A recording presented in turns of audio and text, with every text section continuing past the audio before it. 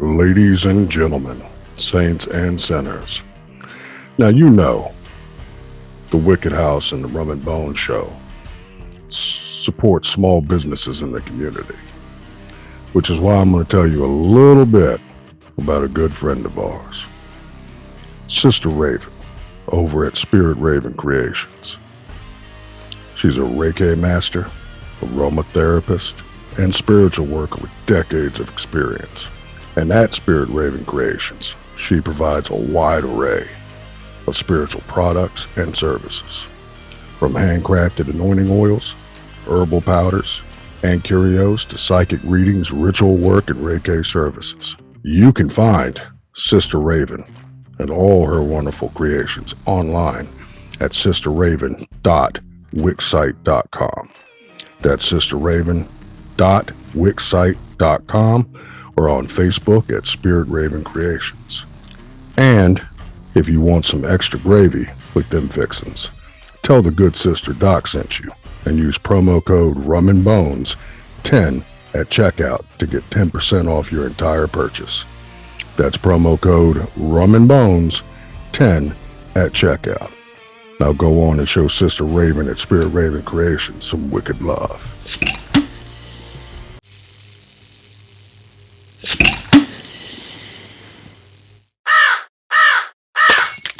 Ladies and gentlemen, saints and sinners, welcome to another episode of the Rum and Bone Show. Today we have Shellena with us today. She is the High Priestess of the Coven of Blood. She is the founder and owner of Bathory's Basket and an associate with the Temple Lux Inferni. Welcome, my dear. Thank you. I'm very happy to be here. I'm very excited.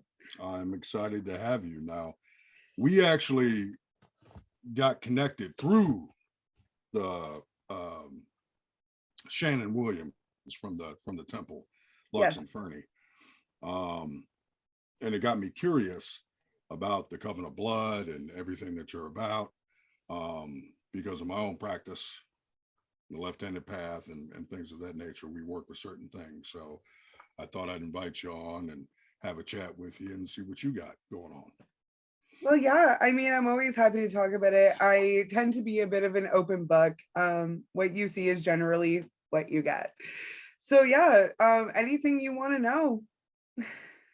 Well, let's start with the Coven of Blood. What is it? Where did it start? So I was a solo practitioner for a very long time. And as I sort of started getting stronger, I realized that I liked to teach. And I didn't even really appoint myself a teacher. It was that I was the person that people would come and ask things. So that got me thinking. And then I got a group. It was originally 3 because it always starts with 3. That's just, I don't know why. It's a thing. It's a thing. So it started with 3 founding members. It grew from there. I ended up meeting Brian, who is my fiance. He kind of took on the role of High Priest when we got together a couple of years ago. And we brought in a few more people locally since then. And about 2 years ago, around the same founding time, about a month after, I launched the Facebook group because I had like witchy friends on Facebook. And I'm like, well, I don't want to like disclude them. Like, I don't know, people say that your online friends are not your actual friends, but to me they are. I don't know if that makes me weird, but like, they're people, they're my friends. Well, it's the change in times, you know. Yeah, I mean, it's the call of the future. So exactly. It's like this wide network, right? So I wanted to make that available for others as well. So now I don't have a lot of like activity going on in the group right now, but it's picking up. It goes through its waves like anything else, right? So there's about 400 members, but I don't think many of them are actually that active, but I have a lot of watchers. Well, that's typically how it goes with any social media group. I mean, I have the House of the Wicked and or a Wicked House, and although I don't call it a coven, we call it a spiritual house in my tradition. but they generally, in some regards, amount to the same thing. You know, it's a spiritual community. Exactly. It's like a But family that you choose, which is yeah, for where the name comes from, because Coven of Blood, it's not simply about Bathory or blood magic. It's the whole phrase of the Bible, the blood of the covenant is mhm, thicker than the water of the womb. And that was the basis of the name. there you go. Now, you know, as far as like the structure goes, you're the high priestess, and your fiance serves as the high priest, Yes. right? He's more of like the man behind the curtain. He's not as like active socially as I am. Mhm, But he's always just kind of like there, like making things happen. mhm. Like, You need that. yeah, like if we throw an Yeah. event, he's the one doing the lighting, the deco, the music, that kind of thing. Hey, it's the balance. You know, the left hand serves the right, and the right hand serves the left. It is what it is. Yeah. Now you also, on top of that, what is your? Uh, I know we've discussed very briefly before that you're eclectic. Me too. What is your tradition? Where did you get your start? What's your background? What has your path been like up to now? I was born kind of with an attachment, and that happens sometimes. So it's always kind of been there. It took me a while to figure it out. But my family had come from like traditional Hungarian gypsy magics. So it wasn't fancy. It wasn't, oh, you need this and these tools. It was, all right, what's in my kitchen? Like, so that's kind of where I started. And then I started studying Wicca. And then I met a few other teachers. And then I realized that Wicca was very Christianized, watered down witchcraft, and it was all very light and fluffy. And I'm not a very light and fluffy person. And that's kind of when I started going into the more Anton LaVey, Michael Ford studyings. And I realized I've always had a very strong connection with not only my ancestor, but Lilith. And that she was very much a presence, because I don't do what I'm told. I don't listen. I talk back. Like, I am that stereotypical difficult woman. And so I think that's why me and Lilith kind of work together very well. Okay, now speaking of that, um, because your full mantle, as we would call it in conjure it, like, you know, I'm Dr. Crow.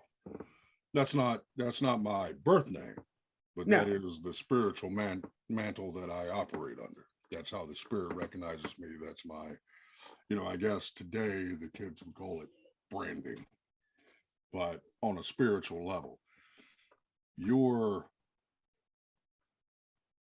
Bathory, right? Yes. And that actually means something. That's not just a, you know, something you picked up from Wikipedia. You're actually related. Yeah. There's I did ancestral some, ties there. yeah. I was looking at my family and I realized that there was something off about us. There was just something like you know when they say it runs in the family. Mm-hmm. I was like, there's just something like dark about this family, and I kept noticing these same things. Like my mother, for example, was not a pleasant woman. Um, so I'm like, what the hell's wrong with this family? So I Mm-hmm. started digging back because again, generational traumas, generational curses. Yes. And I went digging back far enough and I found out that the Lazaki family, which is what I directly descend from, had married into the Bathory family before the fall of nobility in Hungary. And I'm like, oh, there it is. That'd be it. It is an interesting part of the world when it comes to places of power and tradition and folklore and just the spirit world in general. Um, now, interesting. One of the things that I'm interested in is now you say that, like, for example, your mother wasn't a pleasant person. Their generational curses, all that stuff. Neither was mine. Did you develop your connections to, how do I phrase this? The darker side of things before or after learning your ancestry? And I already know the answer to this question. I just Before. need It was already there. Okay. It was already there. Like I remember, okay, this is a very significant memory for me. And it's when I realized, okay, you ever watch American Horror Story Coven, where she's just like, so I guess I'm a witch. That was the moment. These three boys attacked me with sticks in the middle of winter when I was walking home. And I'm stubborn. So even though I was outnumbered, if they knocked me down, I didn't fight them back. But if they knocked me down, I stood back up. They knocked me down, I stood back up. They knocked me down, I stood back up. I get knocked down, but I get up again. And so finally they took one like this and they cracked it over my head. And I remember like something in my brain just went, and I remember like I didn't even blink. I just looked right at them and they took one look at me and they were terrified. And they went, she's a witch. And they ran away from me. I didn't even do anything. I believe it. I believe it. Now, as far as what you've practiced and where it's led you, so I mean, I think everybody kind of went through the Wiccan phase, because when you walked into Barnes and Noble, before the internet, before all that, when you walked into Barnes and Noble, you walked into Books a Million, when you walked in, that's what you saw. You saw 50 million Raven Wolf, books, and then there was Aleister Crowley, there was a Necronomicon, you had little bits of other things in there, but what you mostly got was Wicca. And so I think everybody that I've talked to, regardless of what tradition they're actually rooted in, tapped into that a little bit, early 90s, that kind of thing. But I noticed that the early 90s was kind of the start of this resurgence of magic that we're seeing on this plane. And yeah, I mean, Wicca has its place. I respect it for helping kind of bridge that gap. But at the end of the day, it's like, it's baby's first witchcraft. Yeah. Well, and not to get off on a tangent, but I mean, it's like you said, I mean, Wicca, I mean, there was the Wicca that Gerald Gardner founded. And there's the Wicca that has become what it's become, right? And you have to give some credit because they went through the gambit to become a recognized religion and all of that. And unfortunately, the way the system's set up, in order to do that legally, according to the federal governments and all that good stuff, you have to follow guidelines that were set and practiced by Abrahamic religions. So yeah, it's a lot. You kind of have to conform to some extent to their business plan, and so it is what it is. That's why I have a lot of respect for the Temple of Satan, because they've done a lot of the legal footwork, and I like how they troll America, where they're like, okay, we're gonna have a 10 Commandments statue. All right, let's have a Baphomet statue, and they're like, okay, we're not gonna have this statue here anymore. And then it confuses people because Baphomet has nothing to do with Satan, and I mean, as far as the Abrahamic tradition of Satan, Baphomet has nothing to do with Satan at all. But the imagery is still so disturbing to them that they can't deal with it. They can't wrap their head around it. Yep. And we could get off on a tangent about the descriptions of angels in the Old Testament and how disturbing they were. Lovecraft a little bit. Yeah. Whatever. But as far as like your personal spiritual practices, and I'm not telling you to give up the Holy Ghost, so to speak, all the secrets and all that. But as far as you mentioned Lilith, right? What, and this is hard because it's hard for me to answer because elect is as elect does. What spirits or deities or entities do you work with, and how have you incorporated them into your mythos? I will channel them. I will essentially let them use me as a vessel because I was kind of prepped for that through my bloodline anyway. I was born with the attachment of, it wasn't all of Elizabeth Bathory. Everyone's familiar with Harry Potter, so I'm going to use this example where she essentially Horcruxed herself. Mm-hmm.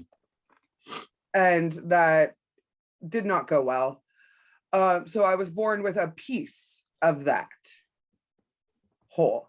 So I started working with her directly when I came into my 20s. I started coming into my own.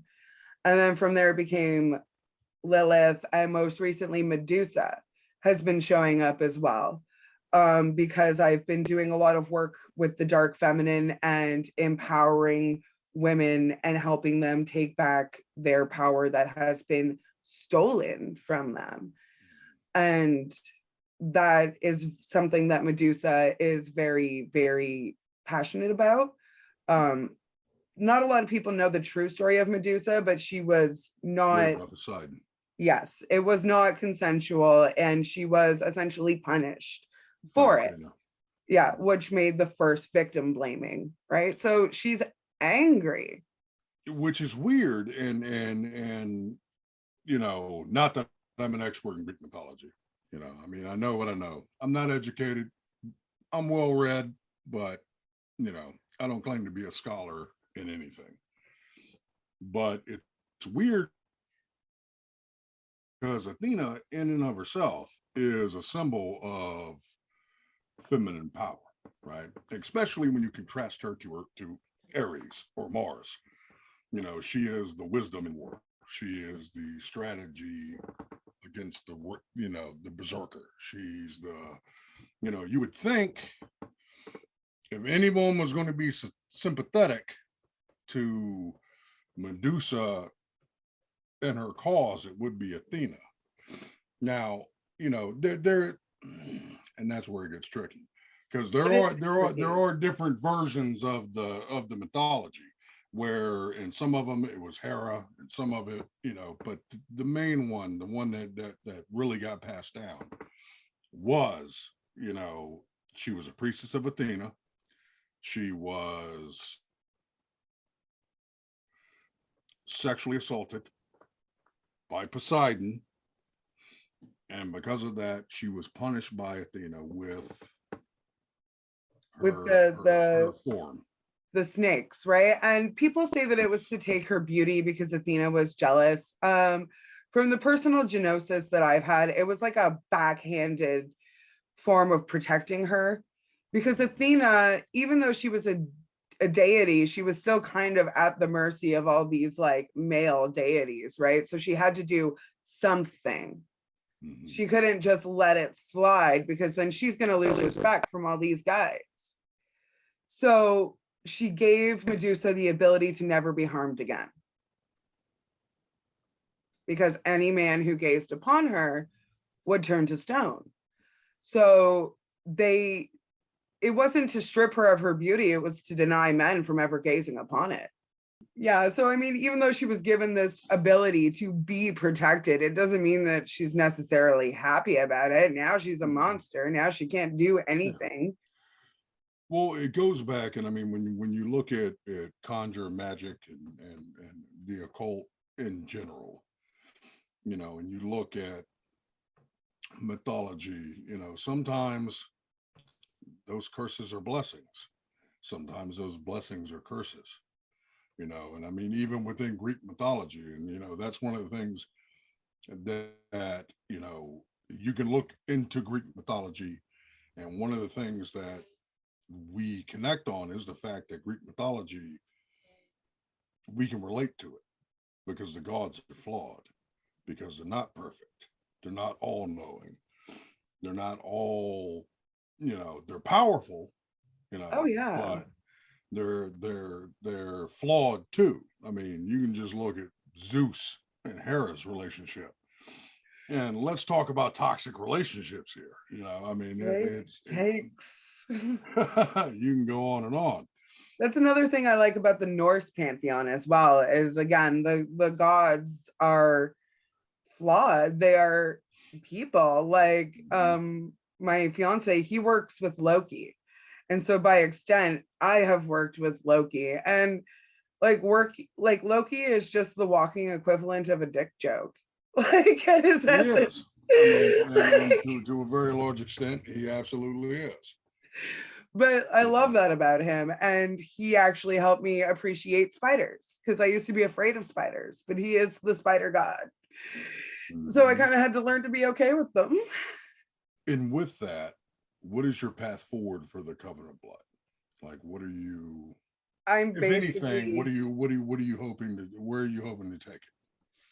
I'm hoping to help with the collective resurgence of magic because I believe we can all do our part with that. I've noticed magic in the last 2 years getting stronger. It's getting more to that Hollywood level once in a while. You get little blips of it here and there. You get little like glimpses.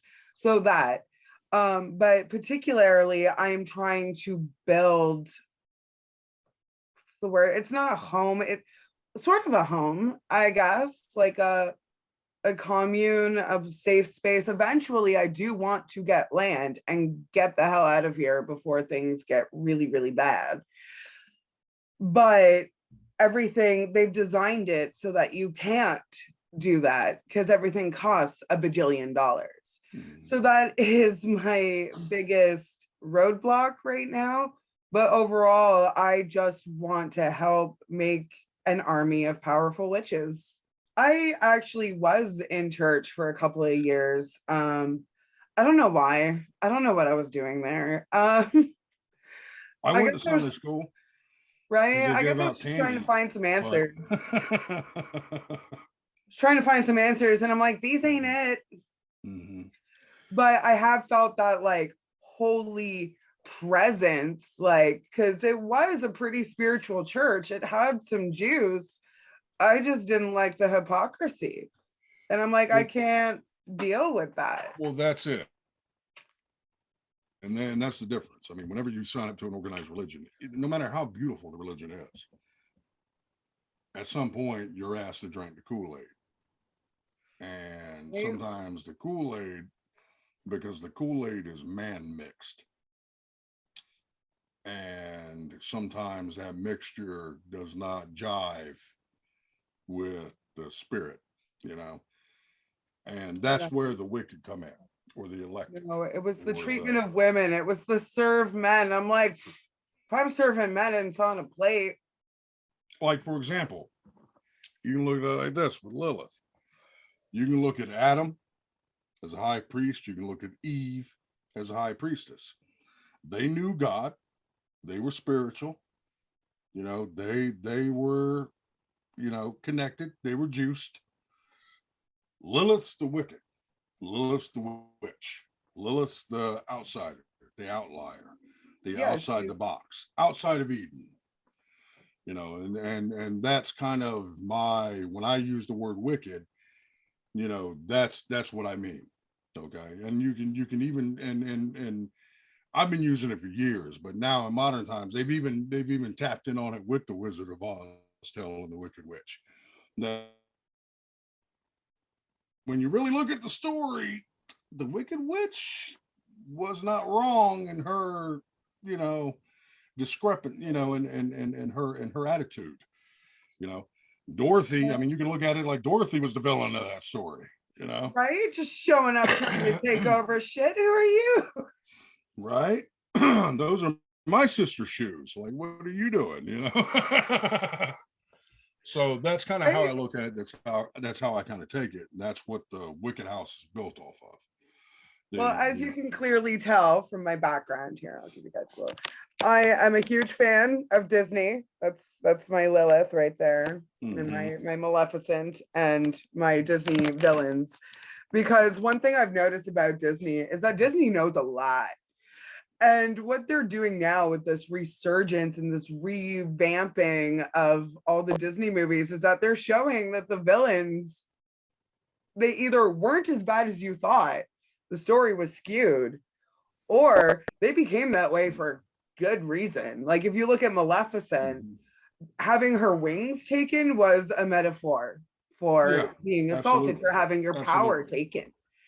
And it was very much a metaphor. And you're watching all of this, and it's like you can see that kind of like dark feminine rising, where it's like, no, this is the real story. Even Cruella, she didn't kill the dogs. She made a coat to make it look like she killed the dogs to troll her. Well, I mean, even when you look at the original mythology, like for example, the Brothers Grimm tales, and Aesop's fables, and a lot of tales that the Disney movies are based off of. Number one, they were way darker than Disney ever tried to make them. But for example, Hansel and Gretel. Let's dissect that for a second. Now you can say the witch in the hut was the bad guy, right? The villain, right? She cannibalized children. Okay, it's kind of hard to argue with that. But in the original tale, it was the mother or the stepmother that abandoned the children in the woods that was the real villain. Yes. Like the children never would have been in the witch's grasp or in the gingerbread house to begin with, had it not been for the Christian mother who abandoned the children in the woods. Right. And like even when you look at like modern subcultures, that line actually reminds me of something that Charles Manson said. I have no love for Charles Manson. I don't idolize him. I don't worship him. But he did say one interesting thing at the very least. He said, "These are your unwanted." He's a crazy motherfucker, but I mean, he had some valid points. And he definitely had some magic. Like I saw different photos of him, and he looked like 10 different people. Like he had that changeling ability. But what he said was, these are your unwanted children. I didn't do anything. You gave them to me. You cast them out. Right. I mean, we're not wrong. And we can deep dive that. And I mean, we can get in conspiracy theories because Charles Manson was a part of several LSD experiments set up by the CIA, and we can go off on that. We can make a whole episode just on that. I have some experiences with LSD. No, it was real. I mean, you can research it. I mean, the MK Ultra. Yeah, MK Ultra. He was a part of that, and I mean, there are connections there that we could deep dive and talk about. But I mean, not to defend the man, because he was what he was. Yes, but he's not a good person. No, not at all. Now, blood magic. Yes. Not as evil as everyone thinks it is. No, it's not. And it actually has deep, deep roots in a lot of traditions. So tell me what's your perspective and what your as far as your path goes, as far as how you interpret blood magic. Blood magic is life. It is your life force. For me, given my ancestry, I often use it as payment for magic. Is I'll anoint a candle with a drop of blood. I'll put a drop of blood on a sigil just as like an activation, and that is my payment. Again, with the vampiric roots of my family, that seems appropriate. I don't know how gross people find this, but menstrual blood is incredibly powerful. It is very protective. It is the essence of creation. So it's great for manifestation. I find it funny that Pixar decided to touch on this with the movie Red Panda. I love that movie. My kids love that movie. Right. And when she, came into herself and got the red panda, she had the ability to protect her family and be this strong protective force. So I'm like watching this movie with my 11-year-old daughter who's about to go through that change. And I'm like, oh, I see what you did here, Pixar. So that I incorporate with blood magic as well. Or if I'm painting, I have sigils painted on my windows and I'll anoint them with blood. Now, with your YouTube channel, what's the name of it? It's Bathory Bish.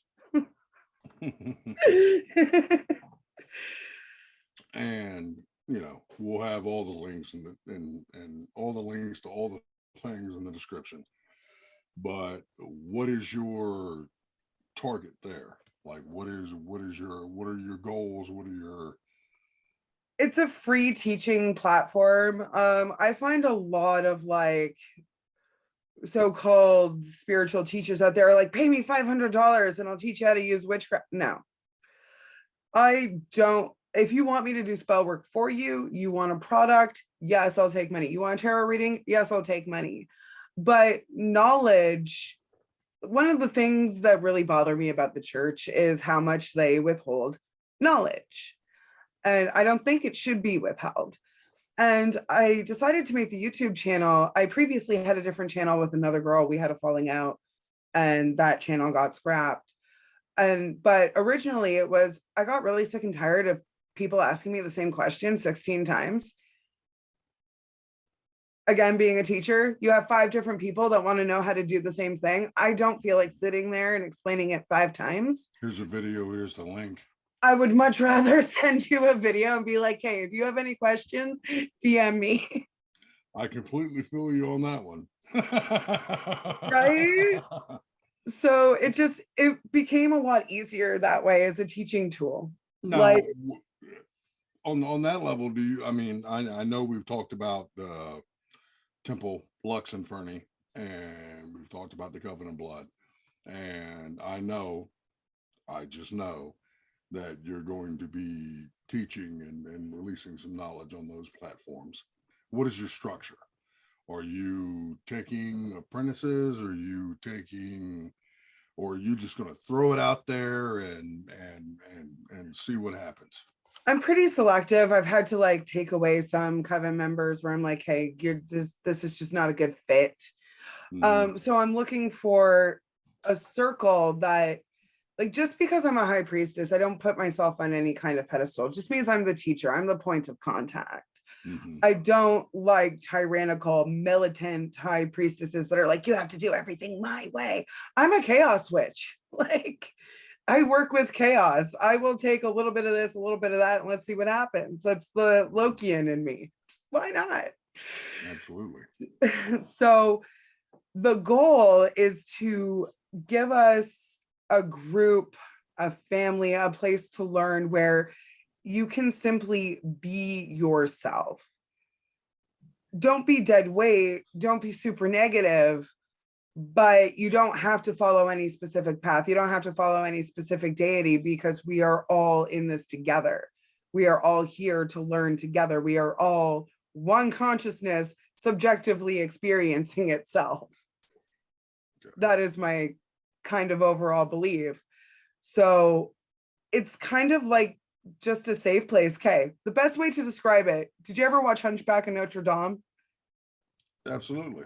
It's the court of miracles. It's the best way to describe it. Like, that's kind of the vibe I'm going for. Very good. Very good. Very cool. Now, we've discussed the sacred feminine side. Yes. Okay. And as a conjurman, as a worker of both hands and 2 heads and all that goodness within the balance. Balance, right? People are like, are you a good witch or a bad witch? Honey, I'm both. I'm bisexual. Yep. Pretty much. In equal intensity. What masculine energies do you work with? Ooh, that's a toughie. that is Toughie. because I can't even consider Loki purely masculine because He's Loki's not. yeah, He's Loki's like the OG So, non-binary. Yeah, he is for sure. I guess the first one would of course been Lucifer. But I mean, even with that, you can look at Lucifer. Lucifer was very non-binary as well. I mean, we assume because of the Abrahamic tradition that he was represented as male, but and you can get into semantics of it and talk about the name Lucifer and where that came from and all that. But we're talking about in the original Hebrewic lore, in the original Abrahamic lore, we're talking about the archangel Samael. Okay. I knew you were going to say that name before you said it. I knew it was coming. All right. Yeah, that'd be the one. And in that context, there was never a true sex given. No. In the official canon, that's a thing you can really apply to scripture. I have a male energy I've been running away from for lifetimes. Does that count? Well, I mean, when you look at it, though, a lot of the male figures, when it comes to the left-hand path and demonology and all that, like you talk about Samael, talk about Azazel, you talk about Asmodee, you talk about, all these guys, they are very loose in their sexual orientation. So hetero flexible for sure. Very flexible in that regard, which may say something about early man and their ideas about certain things and, when in Rome.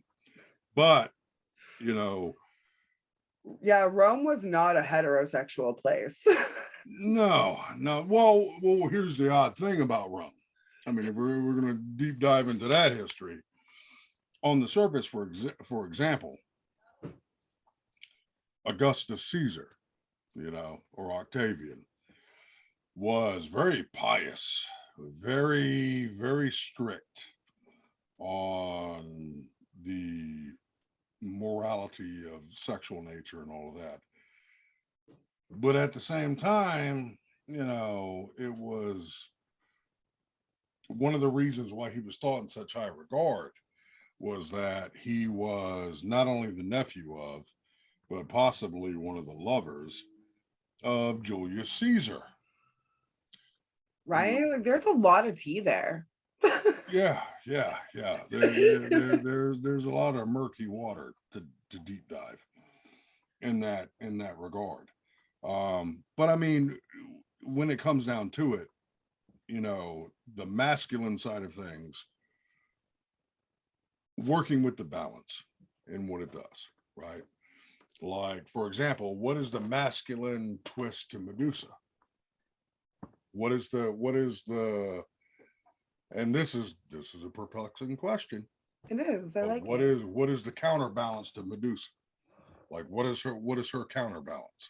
Well, the counterbalance to the dark feminine in general is actually an entity that I have encountered both in the flesh and out of the flesh. And that is that stereotypical Joker archetype. You know the one I'm talking about. Mm-hmm. Yeah. And like he's what that entity is what drove Heath Ledger's insane. That entity is very real. And I believe, I could be wrong, but I believe I've always felt it is an aspect of Samael, but like not a positive one. It is the negative aspect. I see it as negative because of my experiences. I get where you're coming from on that. I definitely do.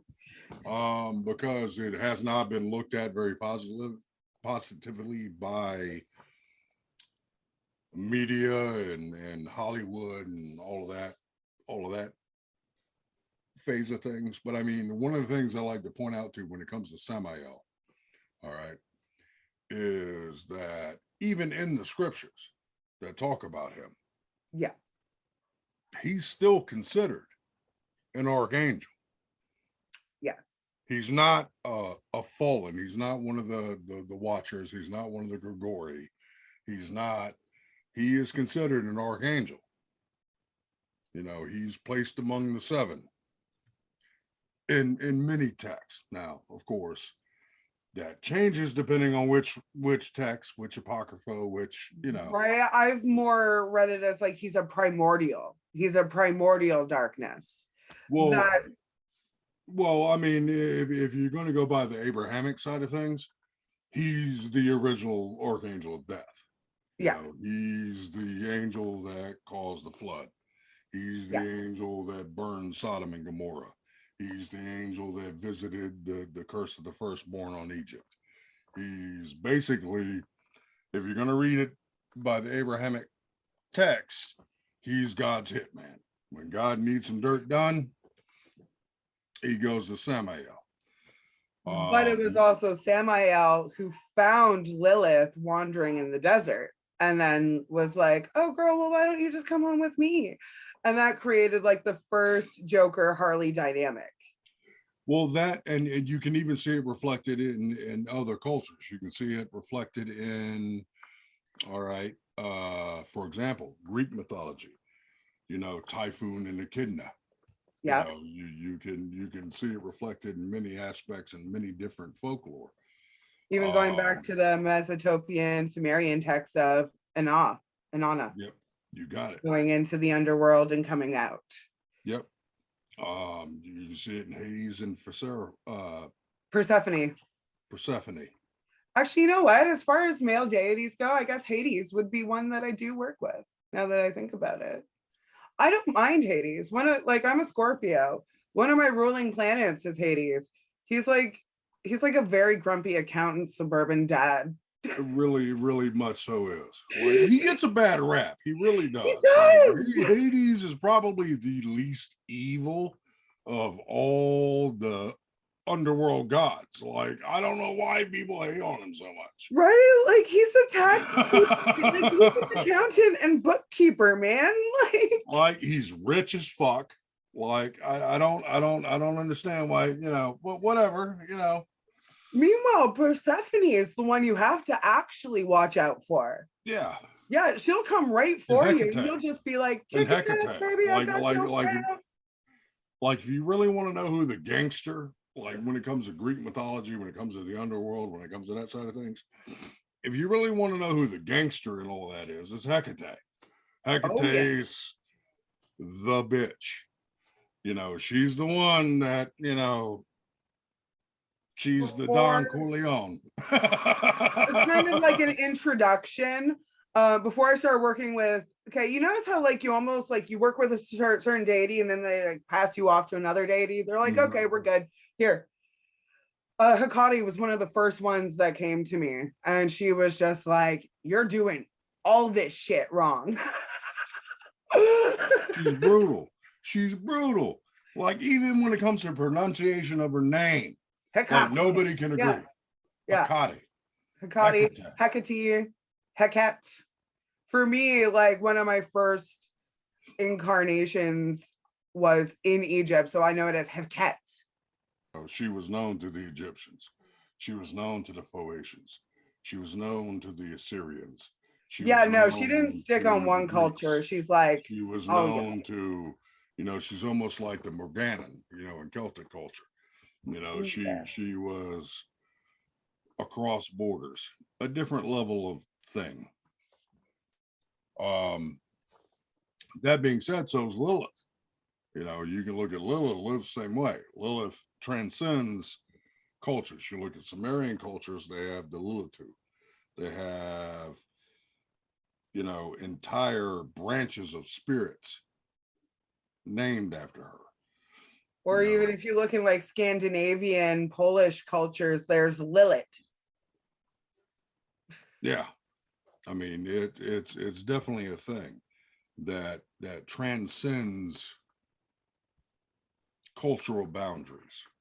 You know, that's how I think archetype, the energy. One can spot a primordial that way.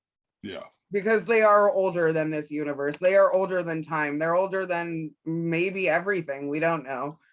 Yeah, for sure.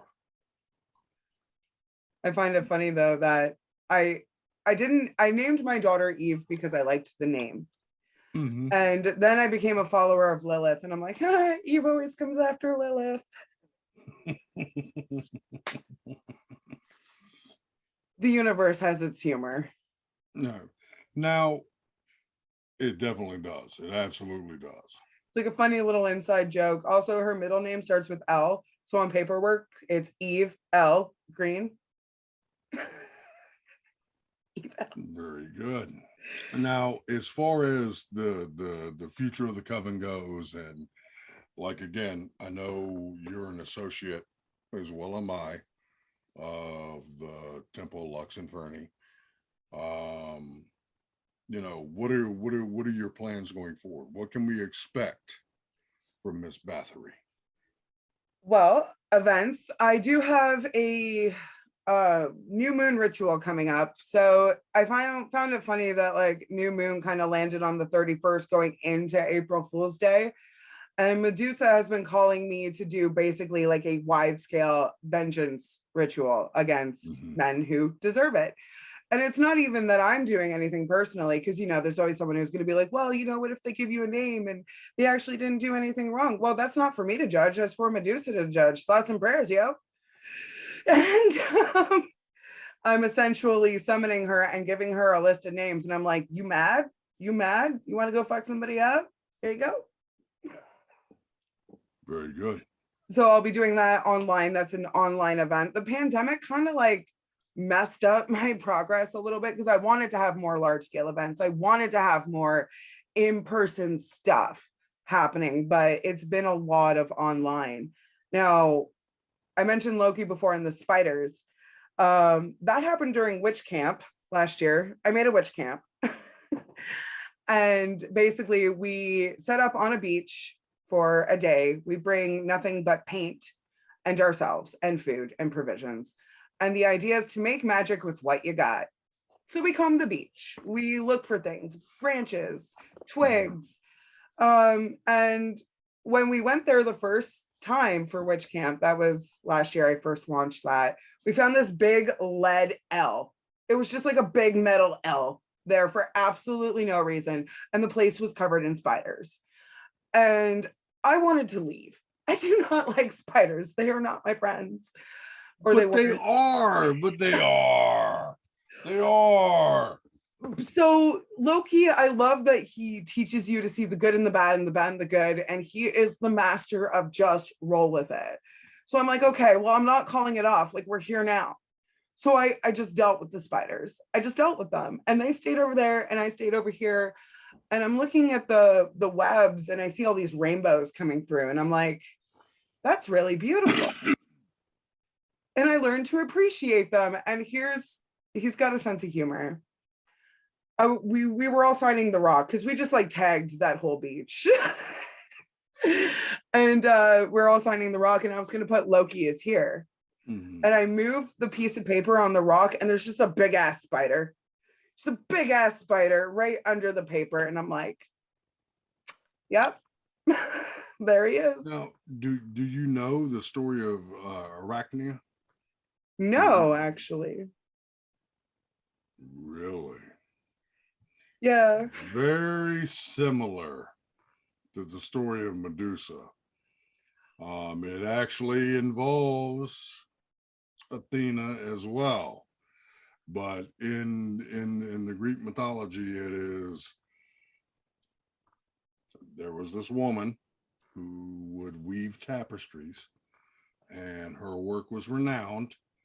And someone made a comment that her work was godly, and the myth changes. Sometimes it's Athena, sometimes it's Hera, sometimes it's Aphrodite, whatever. Somebody got jelly. Yeah, somebody got jelly. And they came down and challenged her to a contest in which she won, and they turned her into the world's first spider. And that's where we get arachne. That's where we get arachnophobia. That's where we get arachnid. That's where that name comes from. So That's Might be, yeah. I'm might be definitely another, going to look into that. might be another spirit trying to make themselves known.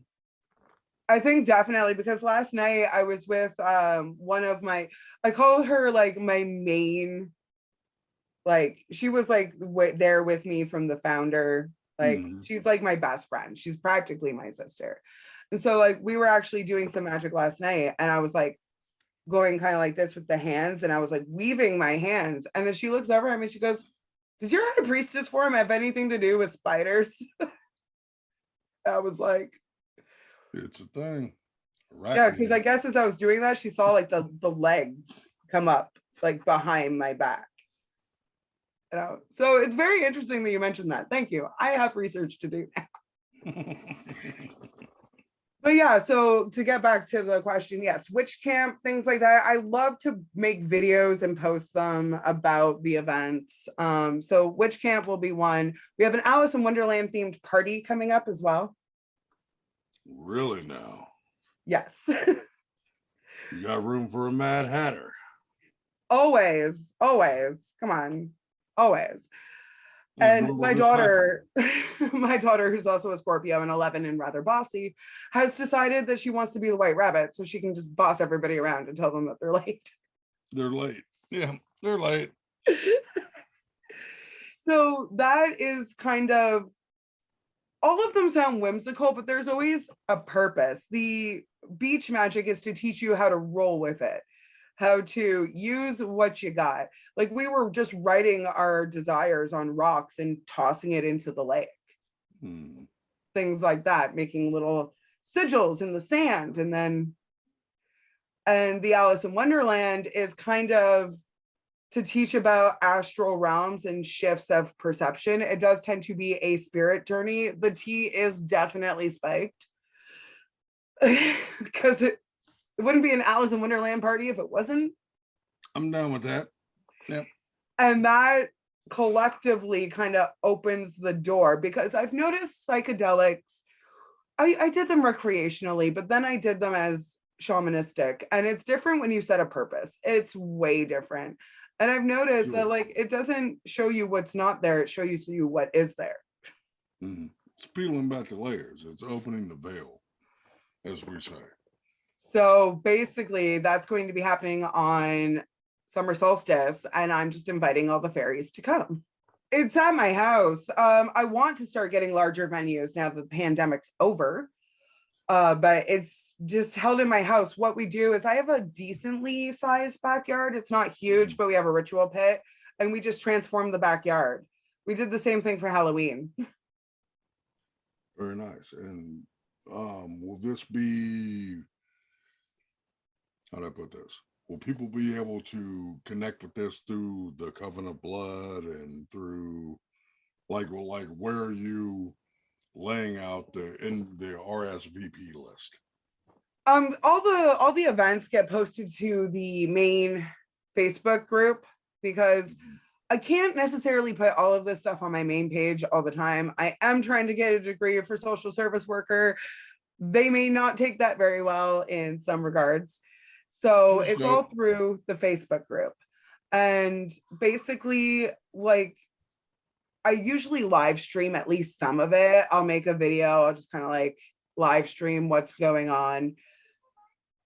Other people make videos that they somehow end up on TikTok. We